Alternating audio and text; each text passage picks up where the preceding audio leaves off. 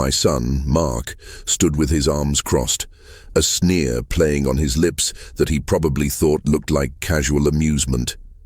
His friends, all dressed in clothes that cost more than my monthly mortgage, shuffled awkwardly behind him. I saw it all. The condescending glances at my welding station, the smirks at the organized chaos of my tool wall. This was my sanctuary, the place I had built with my own two hands, and they were treating it like a sideshow. "See," Mark said, his voice echoing a little too loudly. He kicked a pile of scrap metal near his feet, the clang of it hitting the concrete floor sounding like a gunshot in the sudden silence. "Just a junkyard, an embarrassment." His words were meant to be a performance for his friends, a way to distance himself from his blue-collar roots, but they landed on me like physical blows. I felt the heat rise in my face, the familiar shame and anger coiling in my gut. But then, something shifted. One of his friends, a man named Julian, who had been quiet until now, stepped forward. He knelt, his expensive slacks brushing against the dusty floor without a hint of concern. He picked up a twisted, rusted piece of girder, no bigger than his forearm. His face went pale.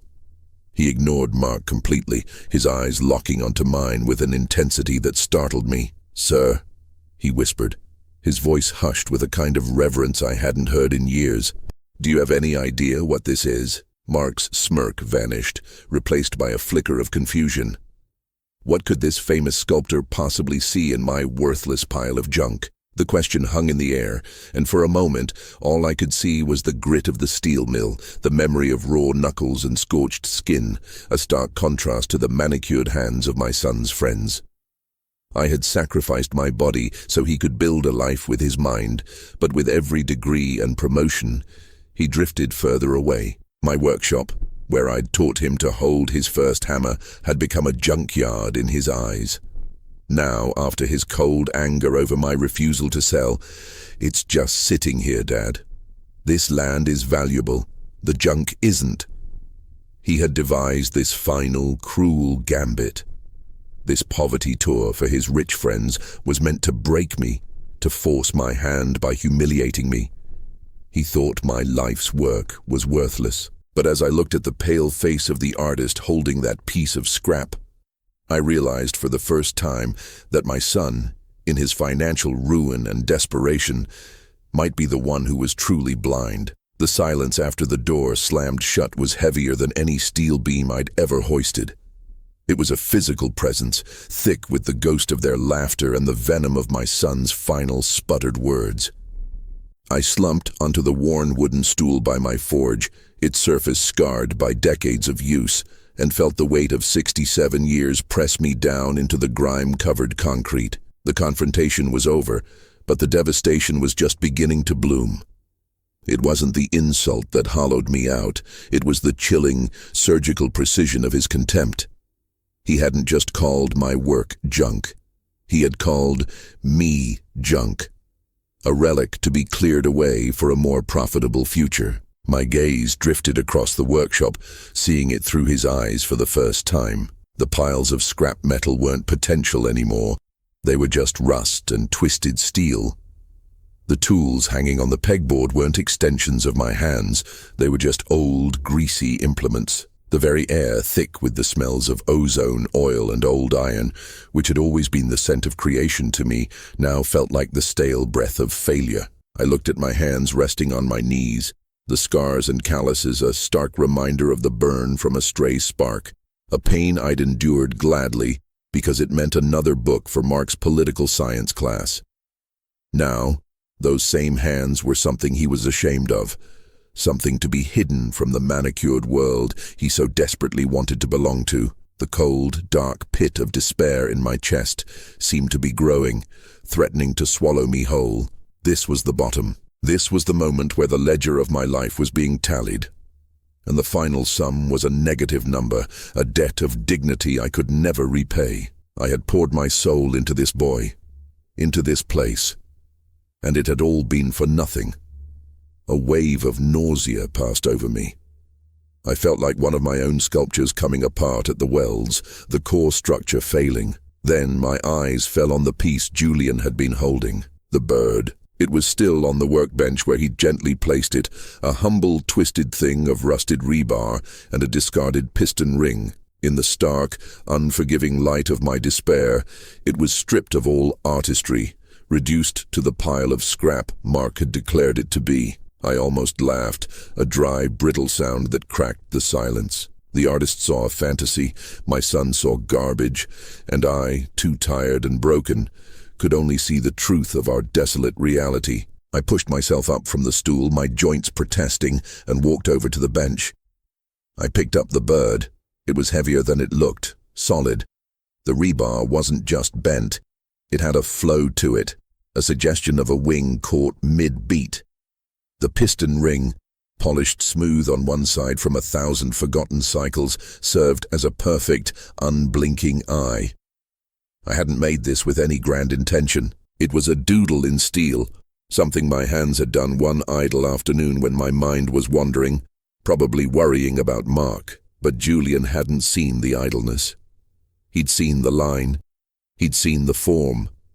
He saw what I had stopped seeing in myself. Not a collector of junk, but a shaper of it.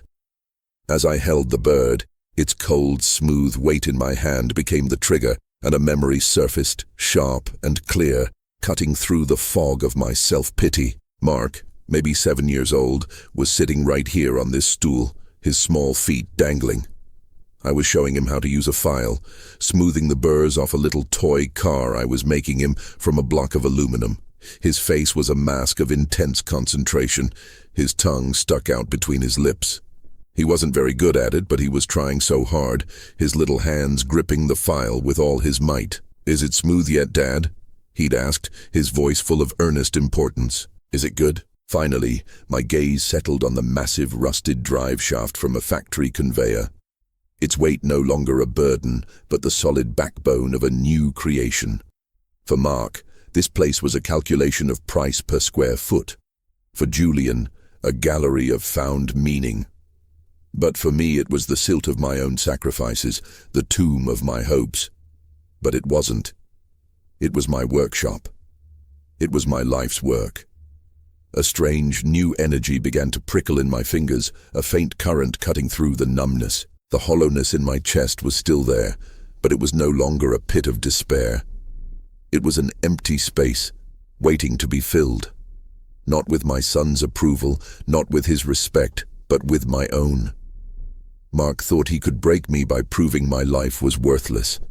He thought that by bringing his friends here to gawk, he could make me see the error of my ways and finally cash in. But he had miscalculated. He had brought a mirror, and in it, I hadn't seen my own reflection, but his. That single stark image crystallized my resolve. He could keep his hollow victories.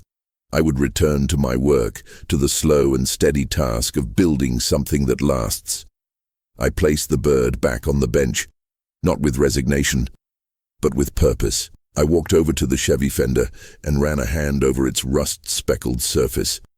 I could feel the shape trapped within it, waiting. The despair was receding, replaced by a slow, burning, defiant fire. He wanted me to sell, to liquidate. He thought this was the end. I picked up my favorite hammer, its hickory handle worn smooth and dark from 30 years of use. It felt like an old friend. I looked at the cold forge, and for the first time all day, I thought about lighting it. No, this wasn't the bottom. This was the foundation.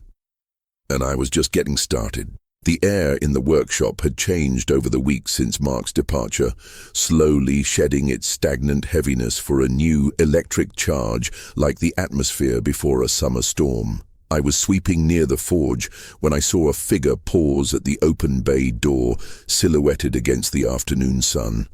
It was Julian. He didn't call out or wave, just stood there with a quiet respect, waiting for an invitation into this sanctuary he'd inadvertently helped me reclaim. I lowered the broom and nodded. He stepped inside, and this time he was alone.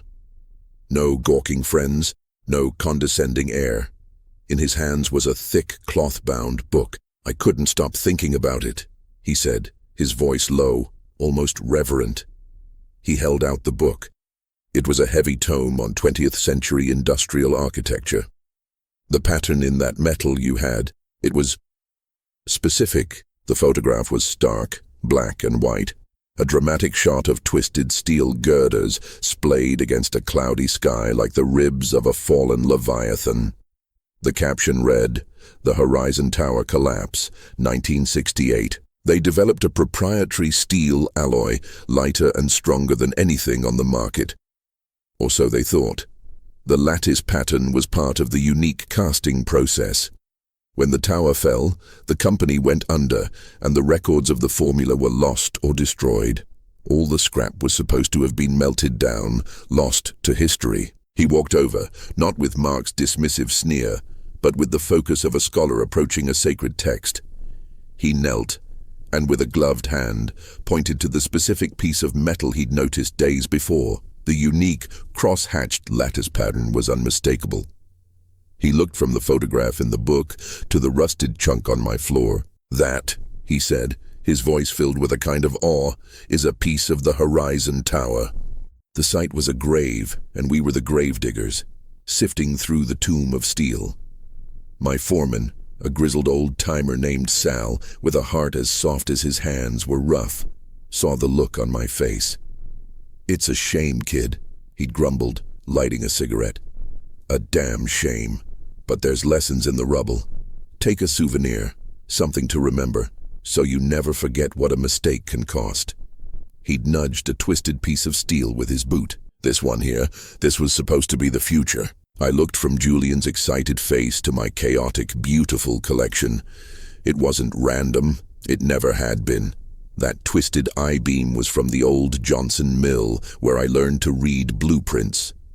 The section of copper piping was from the restoration of the Grand Avenue Theatre, where I'd mastered soldering. The train coupler was from my first year working the rail yards. Every piece, every lump of rusted metal was a memory, a chapter, a lesson learned with my hands and my heart. And this piece, this fragment of a broken dream from the Horizon Tower, was the key. It was the Rosetta Stone that decoded my entire life's work. My hidden power wasn't just an old man's stubbornness. It was my direct, physical, unbroken connection to a lost industrial history. I was a living archive, a storyteller whose medium wasn't words, but iron and steel. "They thought it was lost forever," Julian repeated, his eyes wide. "It was," I said, my voice rough with emotion. I walked over and picked up the piece of the Horizon Tower. It was heavier than I remembered. It wasn't just the weight of the metal, but the weight of all those lost dreams, the weight of Sal's lesson, the weight of my own journey. They just didn't know where to look. One was a monument to a fall, the other a testament to flight.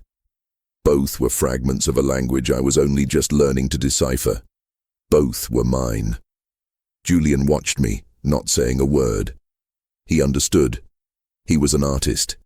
He knew that the raw material wasn't just the physical substance, but the history, the memory, the story embedded within it. "What will you do with it?" he finally asked. I picked up my favorite hammer, its hickory handle a perfect extension of my arm. I looked at the cold forge, and this time I knew I would light it. Not to destroy the past, but to forge it into a new future. "I'm going to build something that lasts," I said, and the words felt like a vow.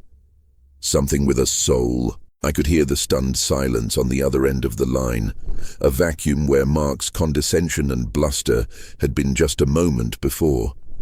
I didn't wait for his reply.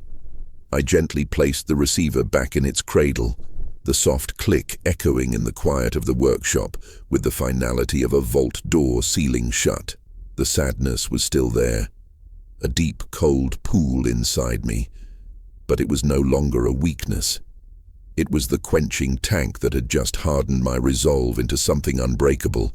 This was no longer a plea for my son's approval, a pathetic attempt to make him see value in my hobby. That old man was gone, his ghost scattered by the weight of the Horizon Tower fragment in my hand. This was about my legacy. Not the legacy of money or property, but the legacy of memory. I was the sole inheritor, the curator, of a world they had paved over and forgotten. My gaze swept across the workshop, no longer seeing a junkyard, but a library. Every piece of rusted iron, every bent sheet of steel, every forgotten gear was a book written in a language only I could still read. The story of Sal's steady hands was in the anvil's scars. The ambition of a city that once reached for the clouds was in that jagged piece of the horizon tower. The quiet dignity of 1,000 finished shifts was in the worn leather of my old apron hanging on a nail. I walked to the large, grime-clouded window that looked out onto the yard. The morning sun was struggling to break through the haze, casting long, distorted shadows through the piles of scrap. They weren't piles of junk, they were chapters. That stack of railroad ties was a chapter on the expansion west. The pile of old boiler plates was a treatise on steam and pressure. The collection of worn-out tools was a biography of the hands that had wielded them. They just didn't know where to look, I whispered to myself, my breath fogging the glass.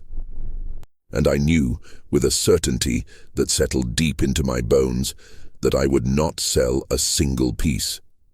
Not the smallest nail, not the most insignificant shard, until I had uncovered the story and the true value of everything here. The monetary value was irrelevant, a fleeting, shallow measure. The real value was in the narrative, the soul embedded in the metal. Mark's artist friend, with his clean hands and abstract concepts, appreciated the aesthetic, the historical value. But true understanding required hearing its song. I turned from the window and approached my workbench. The half-finished songbird, its form still emerging from a twist of copper wire, sat beside the brutal, rusted shard of the tower. The contrast wasn't just visual, it was philosophical. One was a prayer for the future, the other a eulogy for the past. And my purpose, my life's work, was to make them speak to one another. I picked up my favorite hammer. The hickory handle, polished smooth by decades of use, felt like an extension of my own skeleton. My fingers traced the faint ghostly impressions left by Sal's grip, a permanent record of his presence. This was my pen. The anvil was my page. With a deep, steadying breath, I walked to the cold forge. It had been months since I'd lit it, the heart of this place grown silent. But today, I would wake it. I knelt, the old joints complaining, and began the familiar ritual. Cleaning the air intake, checking the fuel, arranging the coke just so. The match scraped against the striker, a sharp, promising sound. The flame caught, small and tentative at first, then growing, feeding, becoming a concentrated sun contained within brick and iron. The heat washed over my face, a feeling both new and as ancient as my first memory of this place.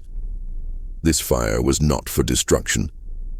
I was not melting down the past to be recast into some bland modern ingot. No. This fire was for translation. It was the energy I would use to forge the memories, the stories, the lost dreams into a new language. A language of creation. I looked at the Horizon Tower fragment.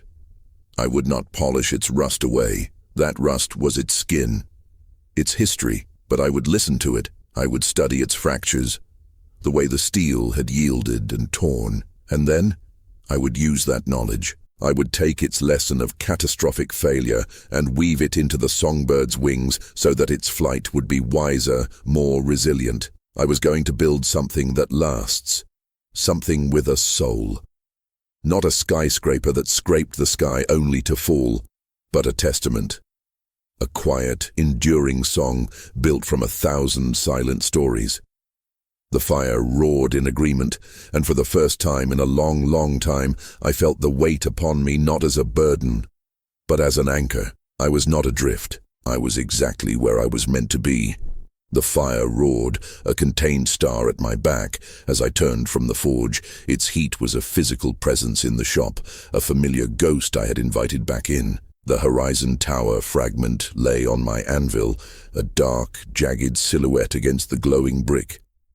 But before I could listen to its story of failure, I needed to understand the chorus.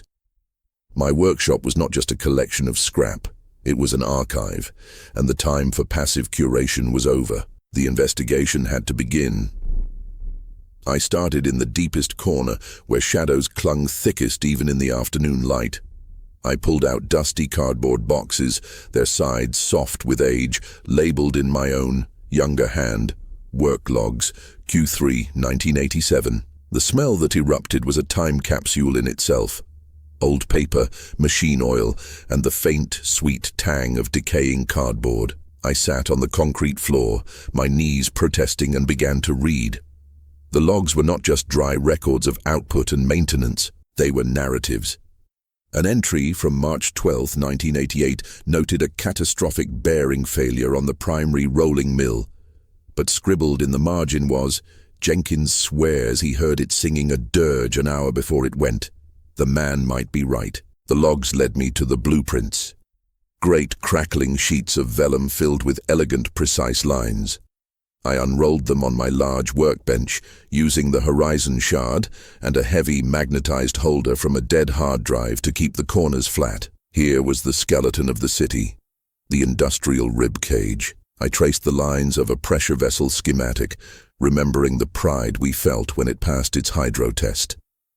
That vessel was now part of a brewery 3 states over. Its blueprint was its ghost. The library became my second workshop.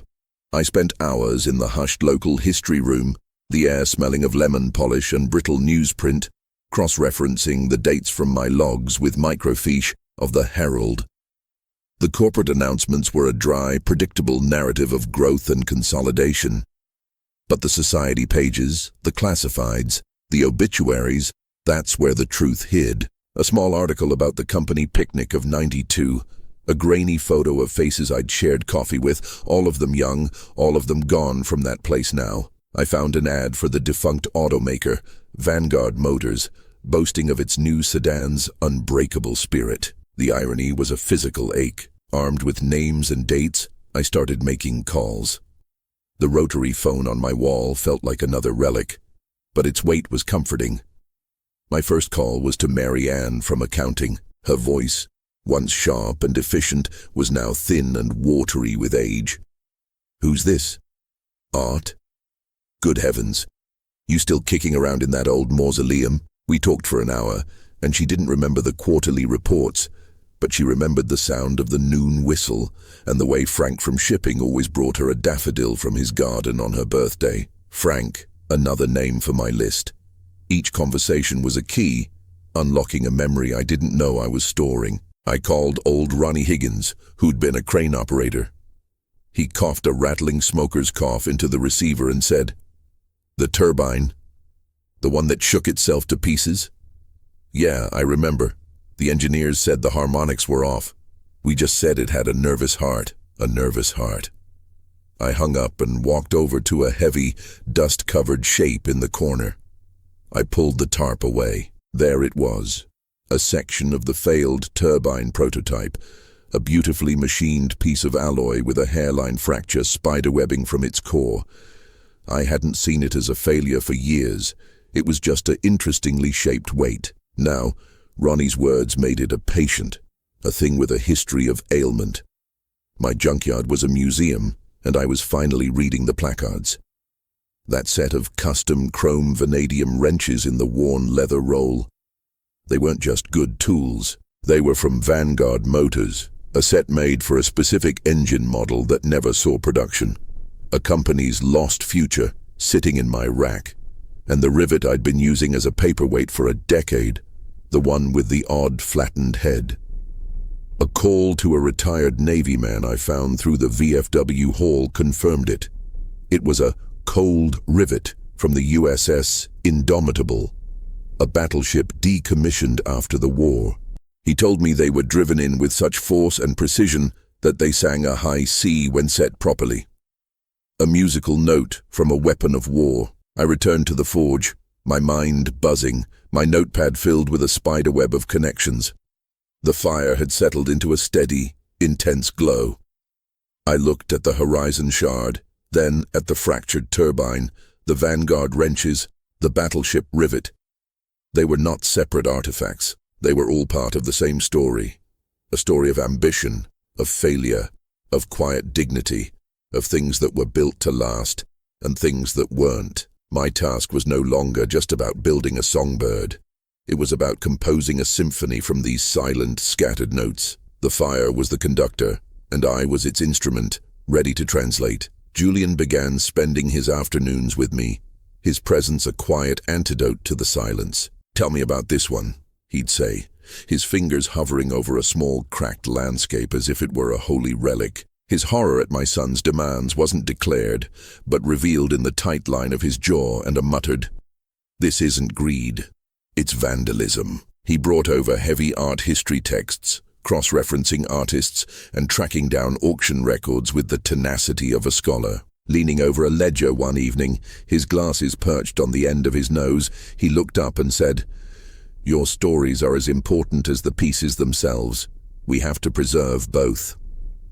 In those moments, surrounded by the artifacts of my life, I felt a profound sense of peace, my legacy and my memories, entrusted to capable, caring hands. He arrived the next morning with a professional-grade camera, a laptop, and a case of archival-quality storage boxes. "We're not just making a list, Arthur," he said, his eyes alight with a scholar's fervor. "We're building a catalog raisonné for a museum of industrial memory." The term was foreign to me, but the intent was clear. He saw the worth I had only felt in my bones. Our first patient was the fractured turbine. While I held it, feeling the cold, hard truth of its failure, Julian photographed it from every angle, the flash glinting off the beautiful, useless machining. "This isn't just a crack," he murmured, zooming in on the hairline fracture. "It's a story of metallurgical stress. The alloy is a Vanguard 7 composite, incredibly advanced for its time. They were pushing the boundaries too fast, too hard." He looked at me, a new respect in his gaze. "And you saw it. You saw the beauty in its ambition, even broken." I unrolled the leather, the smell of old oil and treated hide filling the space between us. Julian didn't just see tools. He gently lifted one, his fingers tracing the manufacturer's mark. These were commissioned for the Ethelred engine. It was supposed to revolutionize light aircraft travel. The whole project was scrapped after the '73 oil crisis. He set the wrench down with a reverence I usually reserved for holy objects. "Arthur, this set is one of maybe 3 in existence. The others are in the Smithsonian and a private automotive museum in Stuttgart." "The USS Indomitable," I said, the name feeling important on my tongue. "A retired chief told me it sings. This is a physical recording of a specific moment of immense force. It's a fossilized note." The fire was banked, a bed of coals pulsing like a slow, hot heartbeat. On the anvil, the shard of the Horizon Tower lay next to the fractured turbine. Julian came to stand beside me, his presence quiet and expectant. "It's not enough to just put them together," I said, the words forming as I spoke them. "A welder can fuse metal. That's not what this is. The Horizon Tower's steel was forged for the skies, to scrape the heavens. The turbine's alloy was born in a foundry's heat, meant to harness the wind. One speaks the language of ambition, the other the dialect of the storm. They need to argue their histories before they can ever hope to sing the same note." The pulse. I looked at Julian, the plan fully formed, a clear, sharp image in my mind's eye. The songbird won't be shaped like a bird. It will be the idea of a bird. The turbine's fracture lines will become feather patterns etched into the satellite's skin. The wrenches will be reforged into the internal mechanism, the clockwork heart. And this rivet, I held it up. This will be the voice box. We won't melt it down, we'll find its song. We'll strike it just right, so when the mechanism turns, it doesn't ring a bell, it sings. The fire was the conductor, and I was its instrument. But now, I had a first-chair violinist, a curator for my orchestra of the lost. I picked up my hammer. It was time to begin the translation. The letter from the State Museum of Industry was heavy, cream-colored stock with an embossed seal. Julian had slid it across my workbench, his expression unreadable. "The opening is in 3 months. They want a centerpiece." "Lend it." I signed the loan forms, my signature, Arthur Frank, the Frank Miller Collection. Looking foreign and official, the museum's press release was a dry, factual thing, but the words leapt off the screen when I read them online. A significant artifact from the city's architectural heritage, on loan from the Frank Miller Collection. A few local news outlets and art blogs picked it up. Local junkman uncovers lost history. The word junkman stung, but it was followed by esteemed collection. It was a small ripple, a single pebble dropped into a vast, indifferent pond. But in my world, the world of rust and fire, the ripple was a tidal wave. The day the story ran, my phone, which usually gathered dust like everything else in the yard, buzzed with a call from a number I didn't recognize. It was a reporter from the city's Arts Weekly. She asked questions about my curation process. I stammered something about listening to the metal, and I could almost hear her puzzled smile through the line. The call was short, but it left me feeling exposed. The quiet sanctuary of my work suddenly illuminated by a spotlight I hadn't asked for. More importantly, the ripple reached the shores of the people who mattered. Later that week, an old rigger named Eli, a man with hands like knotted rope and a face carved from leather, showed up at the gate. He didn't call first. He just stood there holding a burlap sack. "Read about you," he grunted, his voice a low rumble like shifting gravel. "Heard you listen. Pin and collar assemblies. Failed. They were gonna melt 'em down for scrap." I thought maybe they had more to say. Eli wasn't giving me junk. He was giving me a voice for his silent colleagues. That was the real change. The Frank Miller Collection was no longer just a name on a press release. It was becoming an entity, a gravitational pull for the lost and the silent. People started bringing me their impossible pieces. A shattered piston from a steam locomotive that had pushed the western frontier. A single beautifully machined gear from a forgotten astronomer's clock. Each piece came with a story, a fragment of a life, a shard of history. My junkyard was no longer a graveyard. It was becoming a library. Julian's orchestra was acquiring new, desperate, and beautiful instruments, and through it all, the songbird waited. Its components sat on the anvil, a silent, patient nucleus around which this new universe swirled. The press clipping was pinned to the wall of my shack, a reminder of the outside world's gaze. But when I picked up the battleship rivet, its cold weight a familiar anchor, the noise faded. The reporter's questions, the museum's accolades, it was all just static. I held the rivet to my ear, not like a seashell, but like a doctor with a stethoscope. I wasn't listening for the ocean, I was listening for a heartbeat. Somewhere inside this dense, unyielding metal was a note, a vibration that had once been the pulse of a floating city at war. My job wasn't to force it out. My job was to find the precise strike, the perfect resonance to coax it into the open, to let it sing. The public face of the collection was a shield, a thing of polished steel and official paperwork. But here, in the soot and the heat, the real work was a whisper. I was learning their language, one stubborn, silent piece of scrap at a time. The symphony was just beginning to tune. Days later, the call came on a Tuesday. The phone's shrill ring, a jagged tear in the workshop's quiet hum. I'd been working on the Songbird's mainspring, feeling for the precise tension it needed to hold a note without snapping. The universe outside my fence had become a distant murmur, a rumor I no longer had time for. I wiped the grease from my hands with a rag that was more stained than fabric and picked up the receiver. "Frank." The voice was Mark's, but it was strained, stripped of its usual polished condescension and replaced with a raw, panicked edge. It was the sound of a man watching a carefully constructed wall begin to crack. "What in God's name are you doing?" "Some Frank Miller collection." He spat the words as if they were poison. "Are you insane? You're sitting on a gold mine and you're turning it into a circus sideshow, a museum. You're giving it away." "It's not a gold mine, Mark. It's a workshop. It's a library." This was about control. He'd written me off as the eccentric failed brother, a stable, non-threatening character in the story of his success. But this quiet gathering of the lost and silent, this sudden unasked for reverence from a world he didn't understand, it terrified him. I had become an unpredictable variable in his calculated life. "There's nothing for you here, Mark," I said, my voice low. "Nothing that would interest you." I placed the receiver back in its cradle, the click echoing in the sudden quiet. The workshop felt different.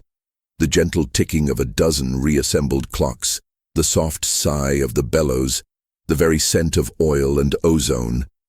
It all felt fragile, as if a protective layer had been peeled away. The letter arrived 3 days later, delivered by a bored-looking courier who didn't even get out of his car. It was a thick, cream-colored envelope, my name and address printed in a severe, legal typeface. The return address was from a firm I recognized, Sterling and Vance, Mark's people. I took it inside my shack, the press clipping of the museum article staring back at me from the wall. I broke the seal with a grimy thumb. The language was dense, a thicket of legalese designed to intimidate and obfuscate. But the intent was as clear and sharp as a shard of glass. Phrases leaped out at me.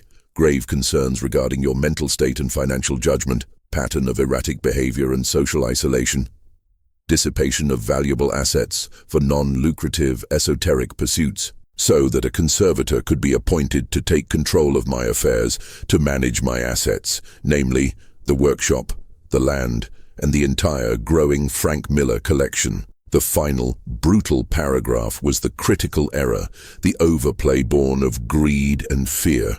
It stated that my brother, Mark Miller, as my closest living relative and a respected established member of the community, was the logical and most suitable candidate for this role. The heavy pages fell from my hand, scattering across the rough wood of the table.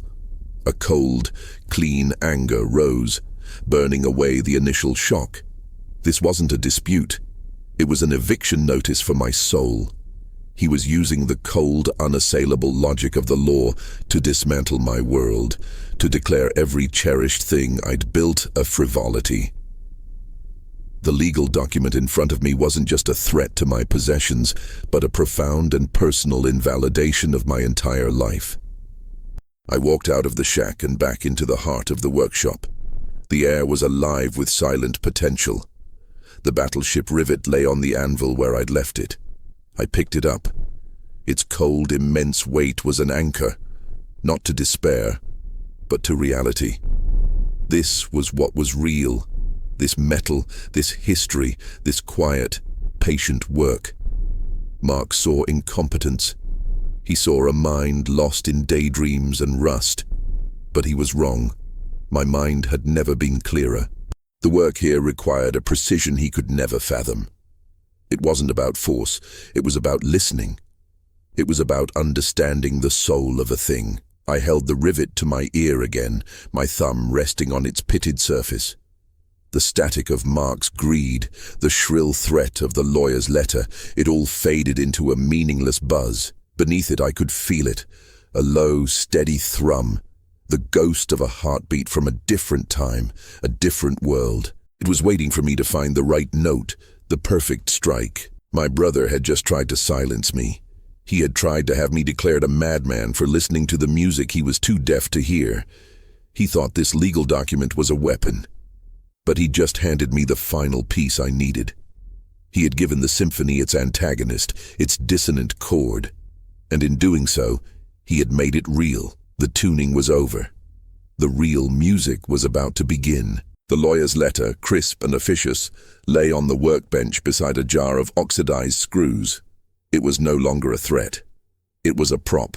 Mark's move was a desperate, arrogant power play, a gambit by a man who believed the world operated solely on leverage and ledger books. He saw my workshop as a vault to be cracked open, its contents liquidated. He could not comprehend that the value was not in the objects themselves, but in the resonance between them, in the story they were about to tell. And every good story needs a villain. I saw his move for what it was, and I decided to use it as the foundation for my own. Using his legal threat as bait, I worked with Julian to set the perfect trap. We decided to host an exclusive, invitation-only preview event in the heart of my workshop. Julian, leveraging his decades of legitimate connections, reached out to his most trusted circle. The guest list was small but powerful, composed of the kind of serious collectors and institutional figures he'd worked with for years. People like the renowned architectural historian Dr. Aris Thorne, whose word could canonize a piece of rubble or condemn it to oblivion.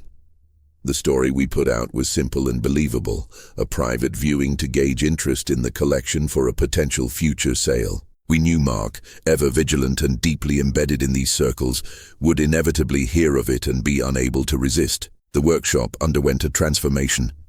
I did not clean it, not in Mark's sense of the word. I curated it.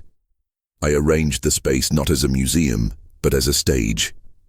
The massive locomotive piston was placed near the forge, its sooty, muscular form catching the low light. The astronomer's brass gears were arranged on a velvet cloth atop a crate, looking less like scrap and more like the innards of a celestial clock. The songbird's cage, its tiny occupant silent and watchful, was hung from a rusted beam, a single spotlight making its glass gleam like a tear.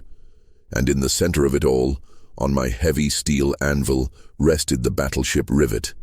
It was the anchor, the focal point, the first note of the composition. Julian arrived an hour before the guests, his presence a quiet hum of focused energy. He moved through the space, his sharp eyes missing nothing. He stopped before the rivet, his fingers hovering an inch above its pitted surface. "They will feel it, you know," he said, his voice low.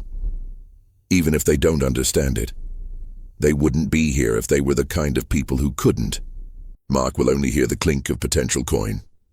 They," I gestured to the empty space soon to be filled with people, "will hear the music." Thorne ran a finger along the seam of a steel plate, his eyes closed, as if listening through his skin. An art investor named Ms. Valdez stood before the songbird, not looking at the bird itself, but studying the way the light fractured through the old glass of the cage.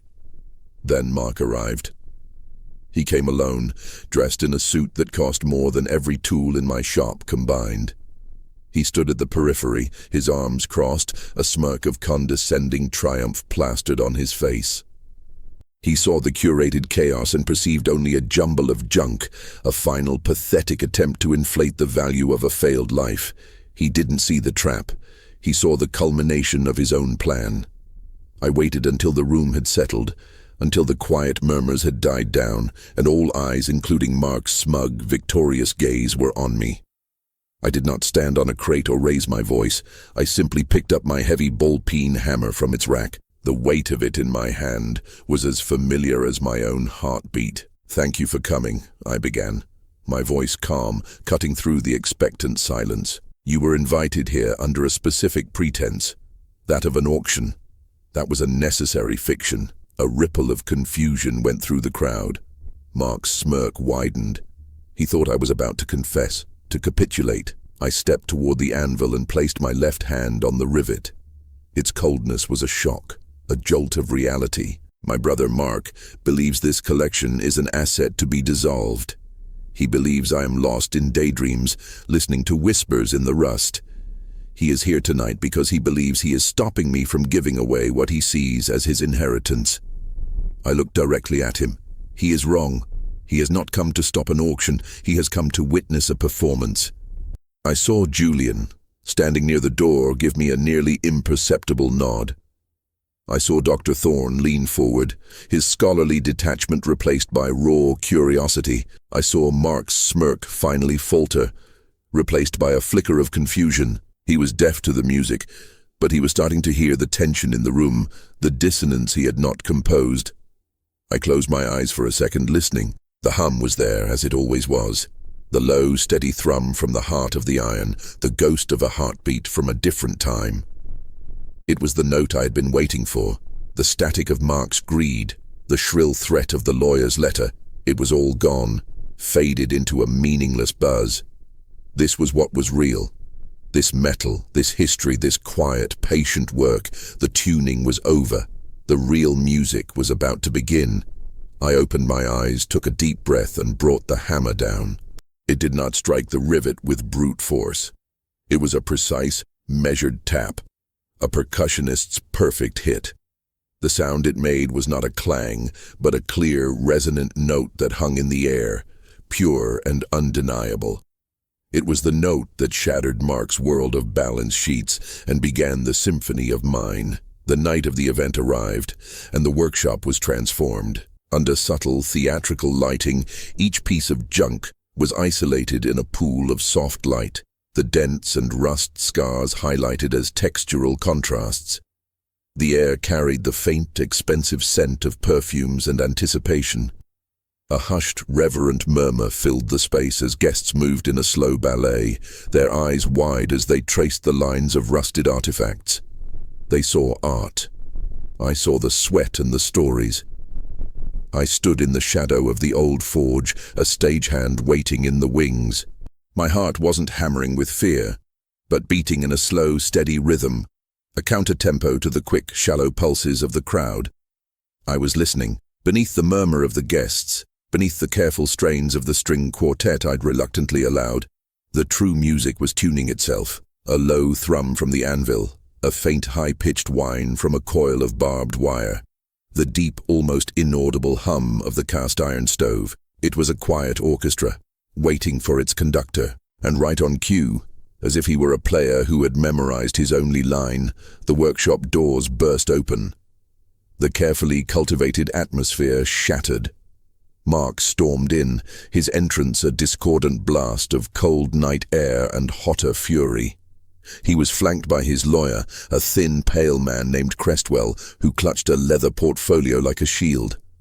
Mark's face was a mask of righteous indignation, perfectly crafted for his audience. He'd come to play the responsible son, the clear-eyed businessman here to save his deluded brother from himself. The crowd's murmur died, replaced by a sharp, collective intake of breath. All eyes swiveled from the sculptures of rust and memory to this new, living spectacle. "That's enough!" Mark's voice cut through the silence, too loud, too raw for the space. He scanned the room, his gaze sweeping over the illuminated pieces with undisguised contempt before landing on me. "This charade is over. Everyone, please, I must apologize for my brother. He is unwell. He's not in his right mind. I have here a court order, signed this afternoon, halting this auction and placing the collection under my control." He expected the crowd to murmur in sympathy for him, the put-upon air. Instead, they watched me. They saw the calm. They saw the silence. The dissonance he had brought with him was not the one he intended. "Mark," I said, my voice quiet but carrying in the dead air. "You're just in time." I think I've already seen that. The air in the room seemed to crystallize. I saw Julian standing near the door, give me a nearly imperceptible nod. I saw Dr. Thorne lean forward, his scholarly detachment replaced by raw curiosity. I saw Mark's smirk finally falter, replaced by a flicker of confusion. He was deaf to the music, but he was starting to hear the tension in the room, the dissonance he had not composed. I closed my eyes for a second, listening. The hum was there, as it always was, the low, steady thrum from the heart of the iron, the ghost of a heartbeat from a different time. It was the note I had been waiting for, the static of Mark's greed, the shrill threat of the lawyer's letter. It was all gone, faded into a meaningless buzz. This was what was real. This metal, this history, this quiet, patient work. The final, gentle hum of the tuning fork faded into silence. The real music was about to begin. I opened my eyes, took a deep breath, and let the hammer fall. It was not a strike, but a release, a conductor's downbeat that summoned a single, flawless tone from the steel. The note did not clang. It bloomed, a resonant sphere of sound that expanded to fill the space, pure and undeniable. In its wake, Mark's world of balance sheets simply dissolved, and the first movement of my symphony began. Crestwell adjusted his glasses, baffled. Then, a response, a gentle chime from a suspended scythe blade, vibrating in sympathy. A moment later, a low groan from the iron frame of a spinning wheel answered. The note from my hammer faded, but the sound did not die. It spread, leaping from piece to piece, a cascade of resonant replies. A coil of wire began to sing a thin, reedy melody.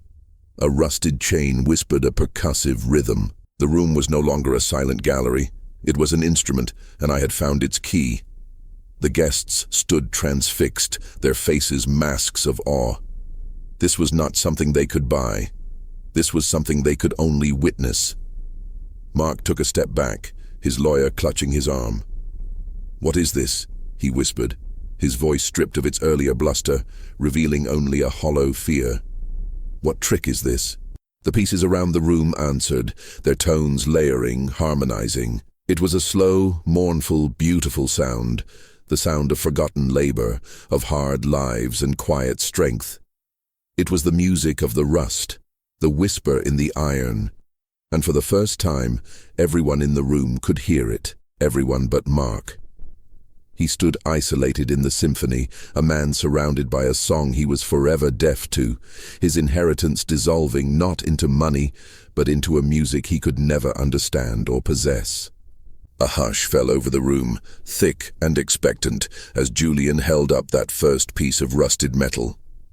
His voice, laced with theatrical gravitas, posed the question that was supposed to be my undoing, but my gaze was already elsewhere, sliding past his performative anguish, past the gawking faces of the guests, to find the one person who truly mattered.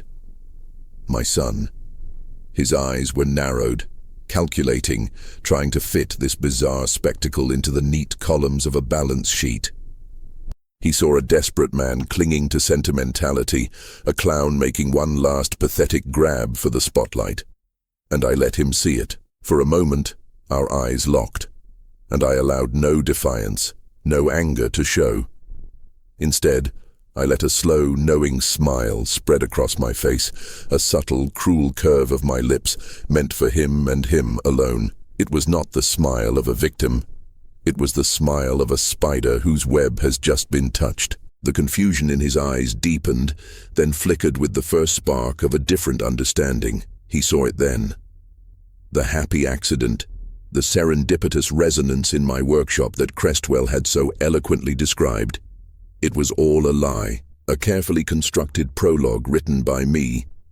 For this very moment, I wasn't a heartbroken old man stumbling into a miracle. I was the architect of this entire evening. Every negotiation, every concession, every feigned moment of defeat had been a brick laid on the path leading him here, to this room, to this precise second.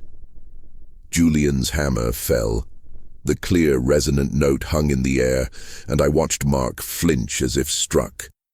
He had heard the stories, of course, Crestwell's reports, the whispered legends of the Rust Symphony. He dismissed it as the fanciful myth-making of a dying industry, a quaint story to increase the liquidation value. He thought he was walking into a circus to tame the clown, to put a price on the magic trick and then shut it down for good. But he had just stepped into the lion's cage, and the door had clicked shut behind him. The symphony began to build around us, just as it had that first time. The groans, the chimes, the percussive whispers of the forgotten iron. The guests were mesmerized, their champagne flutes forgotten, their faces bathed in the eerie, beautiful sound. They were witnessing something authentic, something that couldn't be replicated, branded, or sold. And that was the poison in the wine. I saw his lawyer, a pale man with a tight mouth, lean in and whisper frantically into Mark's ear. I could almost hear the corporate jargon, public relations nightmare, unforeseen asset volatility, brand dilution. Mark shook him off, his face a pale mask of frustrated fury. He was trying to hear the silence, to reduce the magnificent living sound around him to decibels and disruptions. He was deaf to it, just as I knew he would be. His inheritance wasn't dissolving into money anymore. It was transforming into a language he'd never learned to speak. I stepped away from the anvil, ceding the stage to the music of my life's work. I didn't need to conduct it. The symphony had its own soul now. I walked slowly through the crowd, my hands in my pockets, a casual spectator in my own masterpiece. I stopped before a massive rust-flecked flywheel from a dismantled steam engine. With a gentle push, I set it turning. It didn't just creak, it emitted a low, foundational hum, a bass note that underpinned the higher melodies of the wire and chain. "You see, Mark," I said, my voice calm and clear, cutting through the music without competing with it. "You can appraise the metal, you can quantify the square footage, but how do you value a ghost? You'd have polished away the rust, silenced the whispers, but they'd still be here. In the dead of night, the new residents would hear things. A faint chiming from the walls, a low groan from the floors. They'd call it faulty pipes, settling foundations, but we'd know, wouldn't we? We'd know it was the music, refusing to be evicted. This wasn't just a performance. It was a haunting, and I was the ghost, welcoming them all to my wake. I turned my back on my son, a deliberate and final dismissal. I walked to the center of the room, where the sound was richest, and simply closed my eyes. This was my final ledger, my ultimate account. Every scar on these machines, every imperfection in the metal, was a note in a song of perseverance. Let him have the shell of the company. Let him have the money in the bank. He had spent his life trying to own things, to control them. But this symphony, this beautiful, mournful truth, it could not be owned. It could only be felt.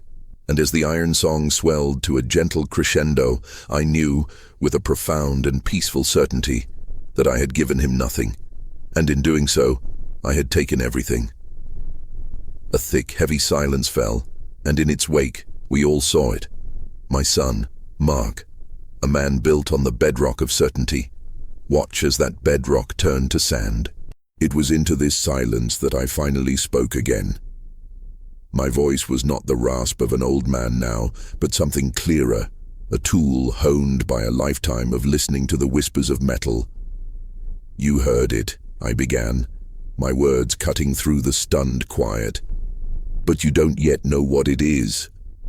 I turned from the center of the room, my eyes sweeping over the assembled guests, their faces a mosaic of awe and confusion. That piece from the Horizon Tower fiasco. It's not just a piece, it's a chapter. We didn't get the contract, not in the end. A bigger firm undercut us. But for one afternoon, this metal was touched by the hands of men who believed they were reaching for the stars. Can you feel it? The ambition? The hope that didn't care about profit margins? And this, I continued, my gaze growing distant, looking through the grimy windows and into the past. This came from a destroyer, the USS Corbin. I was just a young man, my hands still learning their craft. We worked triple shifts, the air thick with the smell of cutting oil and sweat. We weren't building for luxury, we were building for survival. Every turn of this gear, every perfect meshing of its teeth, was a prayer for the men who would depend on it in cold, distant waters. It's not just steel, it's duty, it's a promise kept. I didn't just identify them, I resurrected them.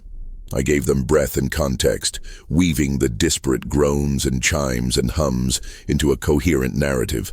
The story of my life, yes, but also the story of a century of industry, of grit, of something being built with these two hands.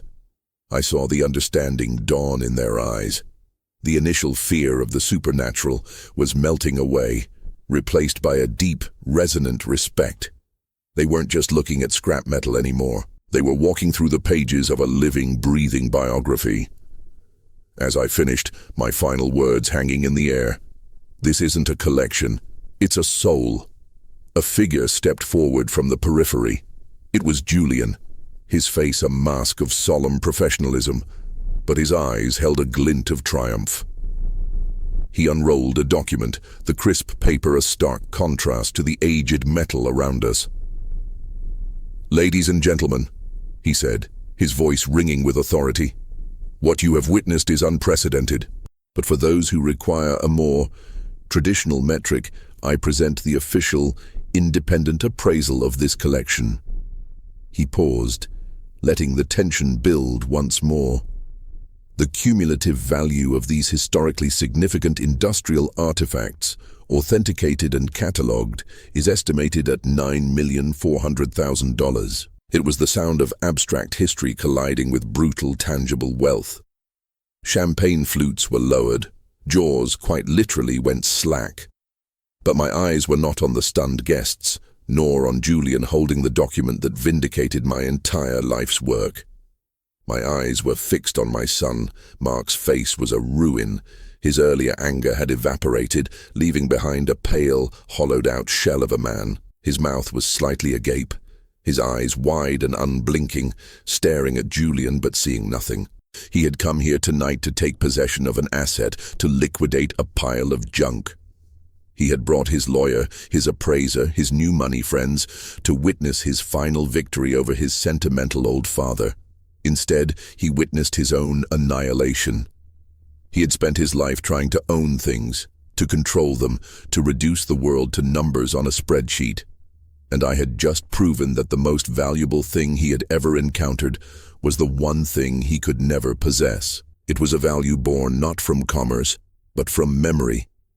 Not from function, but from spirit. The symphony of the warehouse had fallen to a soft, ambient hum, a quiet, persistent reminder that the music was still here. It was all still here. And as I watched the last vestiges of his reality crumble away, I knew my final ledger was complete.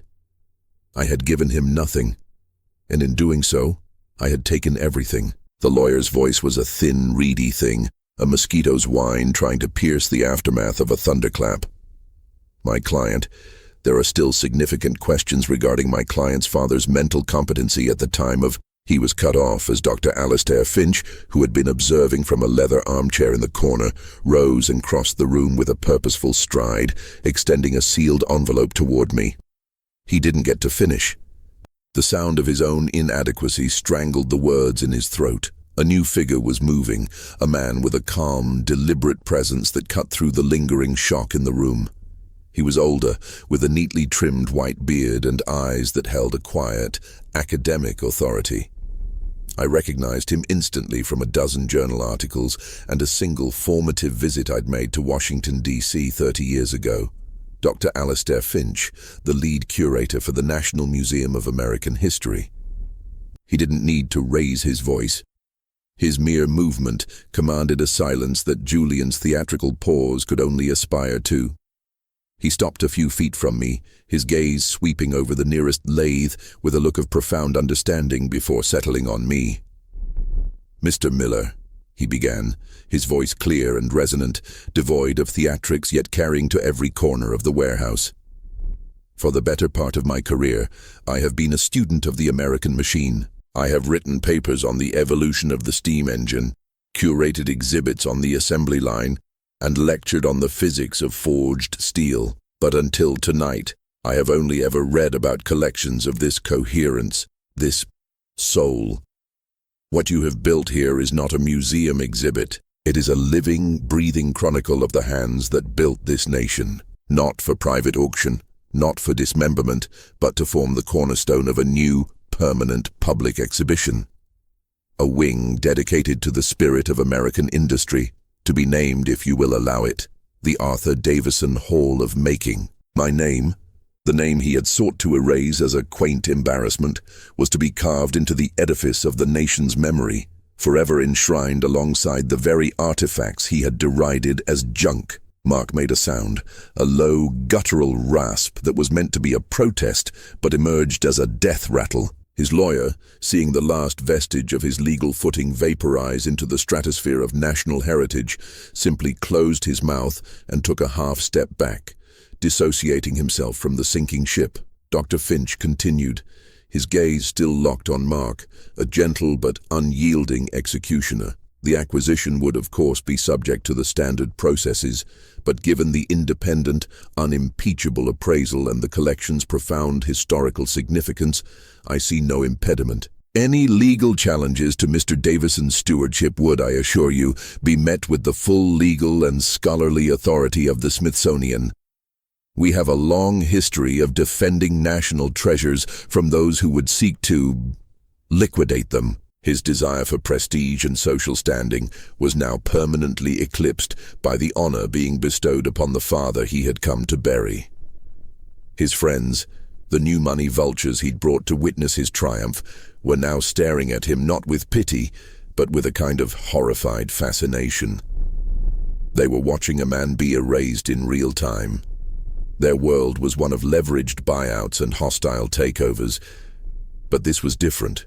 This was a hostile takeover of a man's very identity, executed not by a corporate raider, but by a lifetime of quiet, obsessive love. Mark's eyes finally broke from their 1,000-yard stare and found mine. The anger was gone. The resentment was gone. All that was left was a hollow, terrifying emptiness. He had defined his life by what he could acquire and discard. And in this moment, he saw the ultimate truth. The most significant acquisition of his life had just been made from him forever, by an institution greater than any corporation. He was not just a defeated son. He was a footnote in my story, a cautionary tale mentioned in the biography that would be written about the man who built the Davison Hall. He didn't say a word. He simply turned, a marionette with its strings cut, and walked. He pushed past his lawyer, ignored the murmured concerns of his companions, and made for the great warehouse door. He didn't run, but his retreat was a frantic, shuffling stumble, a man fleeing the scene of his own dissolution. The door groaned shut behind him with a final resonant boom that echoed through the cathedral of machines. The silence he left in his wake was different now. It was no longer tense or shocked. It was peaceful. It was complete. "Doctor," Finch turned back to me, a small, knowing smile on his lips. "The music," he said softly, gesturing to the silent, looming shapes around us. "It's still here, isn't it?" He tried to salvage the situation, stuttering about how he always knew his father had a hidden talent. But his own friends, whom he had brought to mock me, now looked at him with undisguised contempt. He had come to expose my shame and ended up broadcasting his own greedy, dishonorable character to a room full of people whose respect he craved. I said nothing to him. The look I gave him, one of profound disappointment, was a quiet judgment that confirmed his total defeat. It was a look I had practiced for decades in the mirror of my own soul, a look that said, "I expected more of you, and you have failed to meet even the lowest bar." I saw it land, a physical blow that made him flinch. His mouth, still trying to form some new, pathetic justification, snapped shut. The sound of the great warehouse door, sealing Mark's exit, still seemed to vibrate in the air around us, a punctuation mark that had ended his chapter in my life. Now it was my son's turn to feel the weight of that finality. My son, Mark, looked from me to his friends, a trio of sleek, predatory young men in expensive jackets who now seemed to be actively recoiling from him, as if his failure were a contagious disease. He had brought them here as an audience for his triumph, to witness the final dismantling of his eccentric, embarrassing father. Instead, they had witnessed the unveiling of a legacy so profound, it rendered their world of leveraged buyouts and stock options trivial. Mark looked like a cornered animal. The arrogance that usually held his shoulders so straight had evaporated, leaving a slumped, desperate boy who had seen a man broken not by a market crash, but by a truth he could not acquisition his way out of. One of them, a man named Charles, with a chin so sharp it could cut glass, actually took a small step back. "Jonathan," he said, his voice a low, warning hiss, "this is not a good look." I did not answer. I simply turned my back on him. It was the most brutal thing I could have done. To be deemed unworthy of even a final word of condemnation, to be dismissed into the silence of this place. It was a punishment far more exquisite than any shouted curse. I heard a sharp, ragged intake of breath, then the frantic scuff of leather soles on concrete as he, too, fled. His retreat was less dignified than his uncle's. It was the panicked scramble of a boy who had just realized the monsters under his bed were real, and he had been taunting them for years. His friends muttered hasty, embarrassed goodbyes that I didn't acknowledge and followed him out, a pack fleeing with their tails between their legs. And then there was only the true quiet, the peaceful, complete silence that Mark's departure had ushered in. It was a living thing. This silence, filled not with absence but with presence, the presence of history, of labor, of a million small, perfect actions performed by these patient giants. Dr. Finch approached me, his footsteps soft on the dusty floor. He didn't look at me with pity or triumph, but with a kind of serene understanding. He gestured with his chin toward the Bullard Multomatique. "Shall we?" he asked, his voice barely a whisper. "The orchestra is waiting, and I believe the maestro is finally ready to conduct." They knew this machine. They remembered its language. I reached out and touched a cool steel lever, my fingers finding their home in the worn grooves of its handle. "It needs a new belt on the main drive," I said, not to Dr. Finch, but to the machine itself. "And the feed mechanism is sticking. A little too much play in the linkage." There were no more lawyers, no more hostile sons, no more ghosts of a life lived for others. There was only the problem of the sticking feed and the worn belt. I found my old toolbox, exactly where I'd left it in a cabinet under a workbench, untouched by time. The heft of a wrench in my palm was a homecoming. As I worked, loosening bolts and aligning gears, the story of this place unfolded in my mind not as a tragedy, but as a prelude. Mark's obsession, his hostile takeover of my identity, had been a crucible. It had forced me to become the quiet, watchful custodian. It had given me the time, the excuse to immerse myself so completely in this world that I became a part of its machinery. He thought he was burying me here. Instead, he was giving me roots so deep no storm could ever tear me loose. I slid the new belt into place, a task requiring patience and precision. Dr. Finch handed me tools without being asked, our movements falling into a silent, practiced rhythm. He had not been just a curator. He had been a fellow conspirator, guarding the secret of my transformation. Finally, I tightened the last bolt. I stepped back, wiping my hands on a rag. I looked at Dr. Finch and gave a single sharp nod. He walked to the main power switch, a giant ceramic-handled lever on the wall that looked like it belonged in a Frankenstein movie. He looked back at me, his eyes bright. "Maestro." It was not a loud, jarring sound, but a powerful rhythmic symphony of precisely interlocking movements. Gears turned, levers shifted, the chuck spun with a low, powerful whir. It was the most beautiful music I had ever heard. It was the sound of my own heart, finally beating in time with its true purpose. I had not been saved from the warehouse, I had been saved by it. And now the work could truly begin. The Bullard's hum is the constant bass note of my new life, a vibration I feel in my bones long after I've shut it down. These days, when I wipe a smear of cutting oil from the concrete floor, the scent doesn't conjure the ghosts of the collection. Instead, I see the faces of visitors in the museum, their quiet awe, a redemption I never anticipated. And sometimes, when the afternoon light slants just right through the high windows, it hits the old iron beams, warming them until they release a faint metallic tang into the air. A ghost, not of what was lost, but of what was finally set free. I've used a small portion of the endowment to modernize my equipment, but carefully, selectively. The Bullard remains the centerpiece, the beating heart. I added a new CNC machine, a sleek, silent beast that sits in the corner.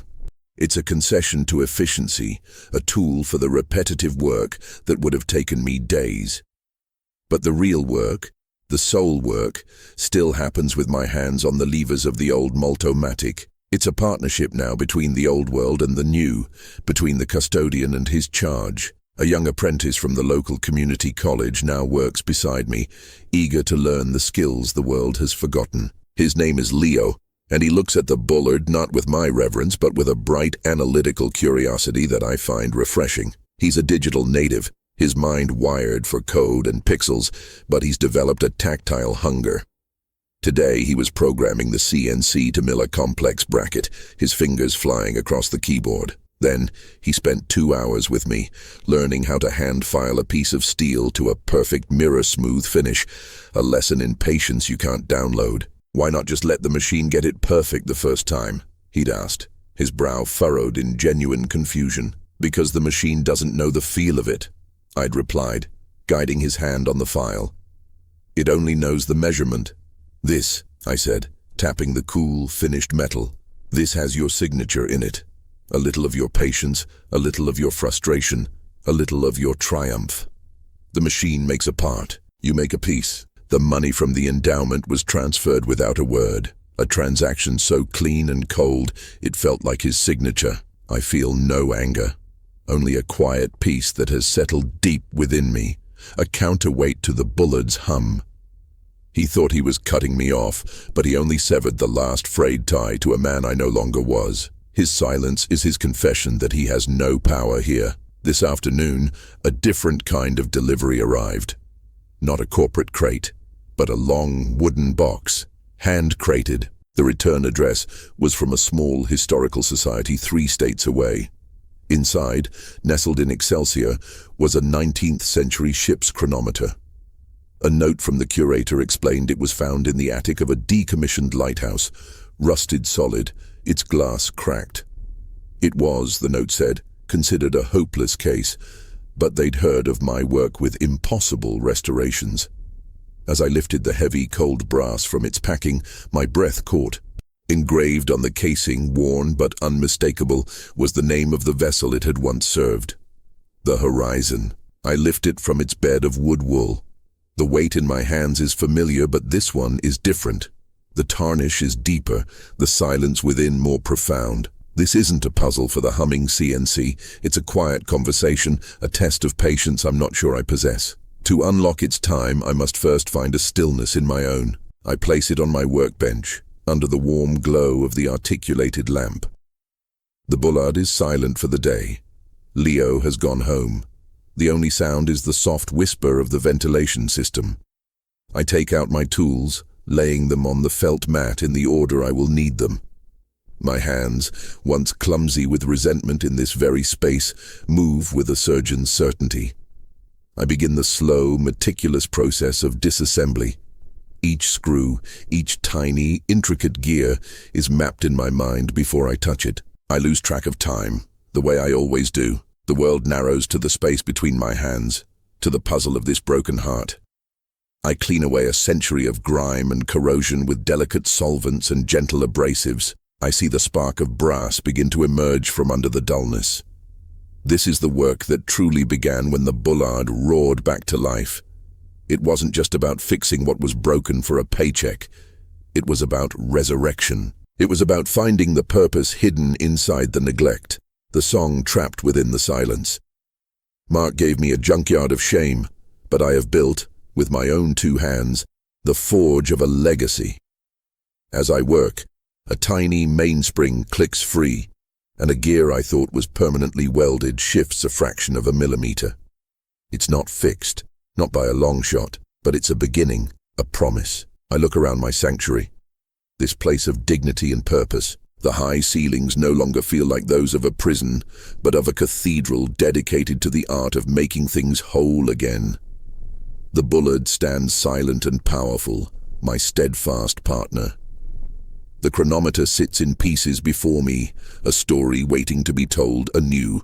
And I am here, the teller, the keeper, finally home.